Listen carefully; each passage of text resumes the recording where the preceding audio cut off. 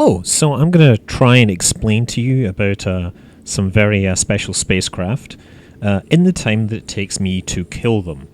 So first of all, we're looking at Freki, which was a prize in the Alliance tournament, number 7.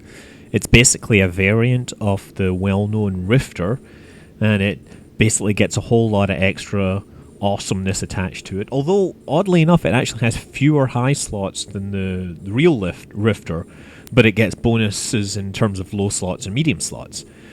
It gets a 12.5% projectile turret bonus per level, damage bonus per level. It gets a 30% bonus to stasis webifier range per level. So basically at full skills, you're talking about a 25 kilometer stasis web for just like a basic Tech 2 one. It also gets a 50% bonus to projectile fall off and optimal range, so this thing can reach out and hit you from a long way. And it saves a whole bunch of power on its afterburner and microwarp drive, so it can zip around like a good old-fashioned Minmatar ship should do. The blurb actually says that it's developed along with the first wave of Minmatar assault vehicles, but later abandoned due to cost. The Freki is known for its extremely well-designed warp core, and it enables it to arrive first on the scene to snare and eliminate its target. It's rarely seen on the battlefield, mostly because it costs a retarded amount of money. I mean, 20 to 30 billion, I guess, is the going rate. But anyway, yes, but as only a limited number have ever gone into production. Limited number being 50, which were given out in the form of blueprint copies to the runners-up, actually, in the Alliance Tournament 7. I've not actually seen these things outside of the test server, but you definitely get you can fly them on there. They cost 100 ISK. You can see that they've got some extra new wings, Minmatar-style wings on the top of them, new texture and all that, lots of goodness. Everything you've come to expect from a Minmatar special ship, I guess. Gets extra bonuses, extra good resistances as well, so this thing's going to be taking amount of punishment, but wonders how much punishment it can take from a Moros Dread in Siege mode. We'll find out. Boom! Oops! One volley. Well, let's take a look at the next one on our list. Let's take a look at it.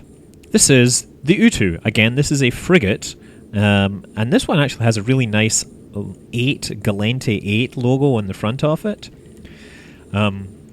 That being because it's a prize given to the runners-up in Alliance Tournament 8. Now, it's based on the Incursus hull. It's technically not T2, but I guess I could find out what kind of salvage these things produced. I've never thought to ask that. But it's a frigate-sized ship with a 75 cubic meter drone bay, which means in theory you can fit 3 waves of your favourite light drones in it. You obviously don't want to put medium drones in it, as some people do. It's kind of embarrassing to see them on the test server fly up in an Utu and then launch 2 medium drones and then realise they don't have the bandwidth to support medium drones. Yes, instead you can only launch 5 light drones, and that's all you're getting. It gets a really kind of interesting bonus to heat damage, overheating, so you can run this thing like a strategic cruiser with a 50% reduction in heat damage. And let's face it, if you're flying a 30 billion ISK frigate, you're probably going to be overheating everything whenever you're in combat, so that would be nice. It also gets a bonus to drone damage, which of course will make it even better than the Ishkur, which doesn't get a bonus, although it can still field the same number of drones. And an interesting bonus to warp scrambler or warp disruptor range. This really is interesting because most railgun boats suck. It gets a bonus to range on its warp scramblers and warp disruptors, and a bonus to hybrid turret optimal and tracking. And since it's getting a bonus to range, that kind of says that it really should be fitted with railguns, which because giving blasters a bonus to range doesn't really help particularly much, since their range is about 3 meters. But railguns can really benefit. You can hit people out at a long range with a 150 mil and spike ammo. Oh well, that's that one gone as well. Let's take a look at the Mimir, which is again Alliance Tournament 7. And I guess I'm going to have to be faster with this one because it's got a larger sig radius. So off the top of off the page, it tells me it's got a 20% bonus to medium projectile turret damage per level, and again 5% bonuses to armor resistances, 25% on max velocity, and 50% bonus to medium projectile turret and off-fault optimal range. So basically, again, you've got a rupture hull with extra wingy things. You've got this number 7 on the side. You can't really read it. The texture of these Alliance winner things are higher resolution than the rest of the model. They could look kind of out of place.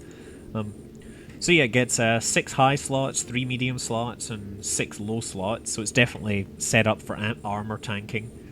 And it can run 4 turrets and a couple of launchers. So you know it does pretty well.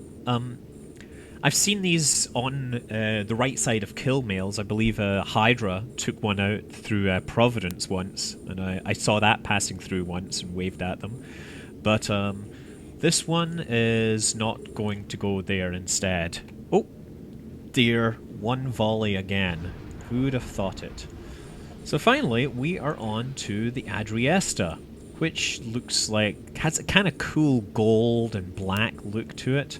Really kind of styling. I once had a watch that was kind of gunmetal and gold, and I thought it looked awesome. Unfortunately, this has a thorax hull and gets bonuses to blasters, so it is kind of limited by the fact that railguns and blasters are sucking right now. We've heard that they will get some love in the winter release, but the winter expansion. I really hope that railguns and blasters get made viable because I love my Vindicator, I love my Rock, but it kind of sucks that they could be better, I believe. So yeah, this one gets a bonus to maximum speed and an extra bonus to hybrid turret and fall-off speed. So that makes it much more a blaster boat than the Utu. Oh dear. I've just messed up and managed to force the wrong page to reload. Yeah, so and it gets a 20% bonus to hybrid turret damage per level, and again, bonus to warp disruptor range. So with that 20% bonus times level 5, it's basically running a ridiculous number of turrets. It can do a whole lot more damage than any other cruiser in its... oh dear. Well, I guess we'll have to finish that off later.